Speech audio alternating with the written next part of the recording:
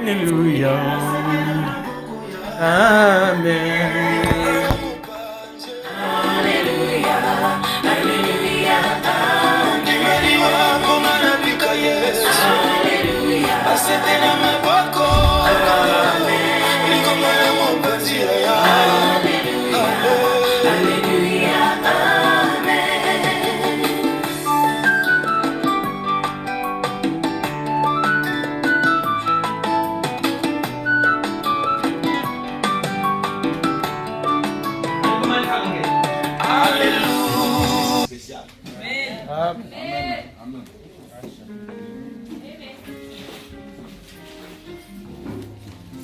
Acte chapitre 1er. Le verset. Est-ce que tout le monde sont debout? Même si les pieds te font mal aujourd'hui, c'est spécial. Comme c'est spécial, le Seigneur peut faire quelque chose que tu ne pensais pas.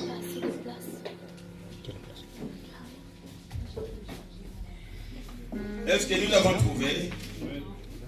Amen, oui. Quelqu'un a trouvé Acte chapitre 1er.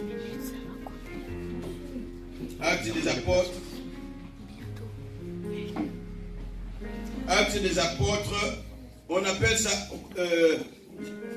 Autrement, on peut appeler ça comment? Ça, c'est en lingala, c'est Acte des apôtres, comme en français. Mais autrement, on peut l'appeler comment? Hein? On peut l'appeler les actes du Saint-Esprit. Alléluia. Vous savez pourquoi? Est-ce que vous savez pourquoi? Les actes du Saint-Esprit, pourquoi? Oui. Pourquoi on peut appeler ces livres les actes du Saint-Esprit?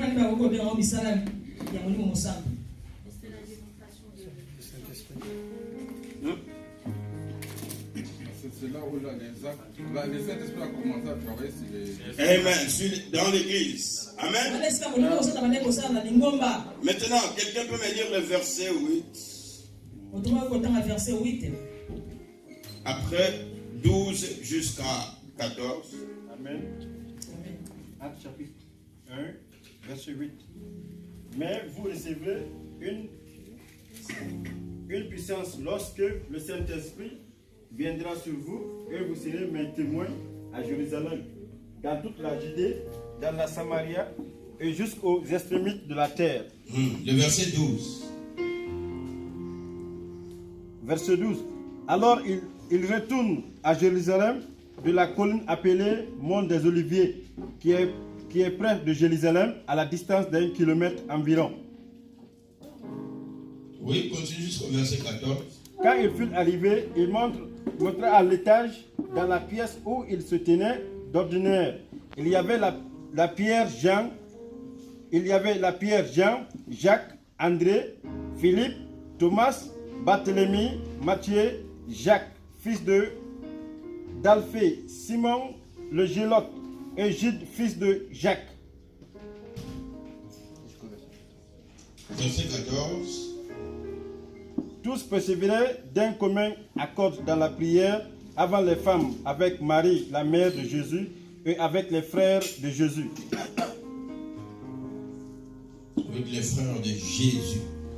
Alléluia. Amen. Une autre personne, Sœur Lina va nous lire dans le chapitre 2, verset 1er.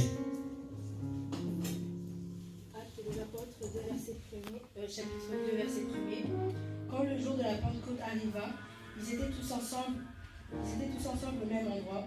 Tout à coup, il vint du ciel un bruit comme celui d'un vent violent qui remplit toute la maison où ils étaient assis. Le verset 3. Des lampes qui semblaient de feu leur apparurent, séparées les unes des autres, et elles se posèrent sur chacun d'eux. Amen. Amen. Bien.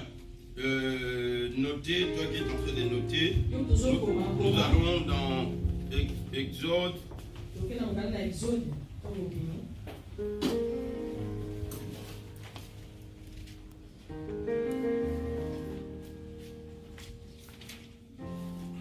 Exode 31. Frère Morgan va nous lire ça. du verset 1er jusqu'au verset 6.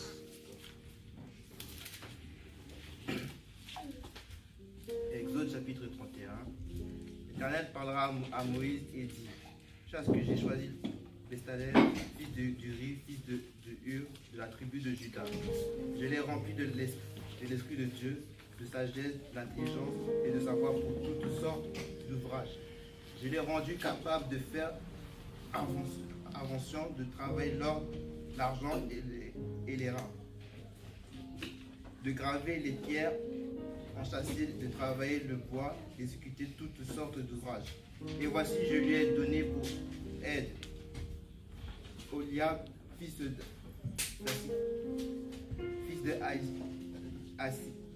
Aïsamac et de la tribu de Dan. J'ai mis de l'intelligence dans l'esprit de tous ceux qui sont habiles et qu'ils fassent tout ce que j'ai ordonné. Amen. Amen. Nous avons bien compris. Lisez bien les textes que notre frère vient de lire.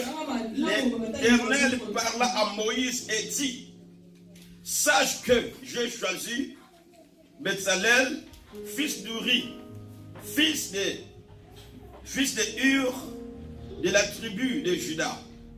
Je le remplis de l'esprit de Dieu, de sagesse, d'intelligence et de savoir pour toutes sortes des ouvrages. Dites avec moi: pour toutes sortes des ouvrages. Amen. Alors le verset 4 dit: je l'ai rendu capable. Dites avec moi: il les a rendus capables. Alléluia. Je les ai rendus capables de faire des inventions. C'est quoi l'invention? Des inventions, ça veut dire créer quelque chose qui n'existait pas. Alléluia. Amen. Créer quelque chose qu'il n'y avait pas dans les pensées de l'homme. C'est-à-dire des inventions. Dieu il pensait déjà que l'homme peut inventer quelque chose. Alléluia. Amen. Est-ce que quelqu'un me comprend? Amen. C'est Dieu qui est en train de dire: je l'ai rendu capable de faire des inventions, de travailler l'or, l'argent et les reins, de graver les pierres et enchâsser, les pierres enchâssées, de travailler le bois et d'exécuter toutes sortes des ouvrages. Alléluia. Amen. Et voici, je lui ai donné pour aide. Juste, je m'arrête au verset 5. Incline ta tête dans la présence de Dieu.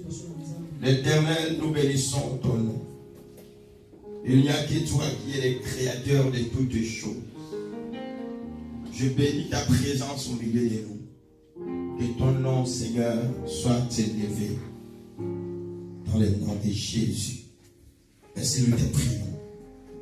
Que le Saint-Esprit jaillit à nous remplit, et qu'il souffle dans nos cœurs, qu'il souffle dans ces lieux, dans le nom de Jésus-Christ. Amen.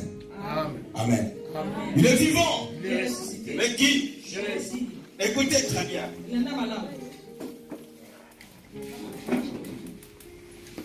Quelquefois, nous limitons l'action du Saint-Esprit. Quelquefois, nous limitons Dieu. Amen. Amen. Sois sensible et regardez devant maintenant. Il Ne en a regarde voté, plus il à a gauche ou à voté. droite.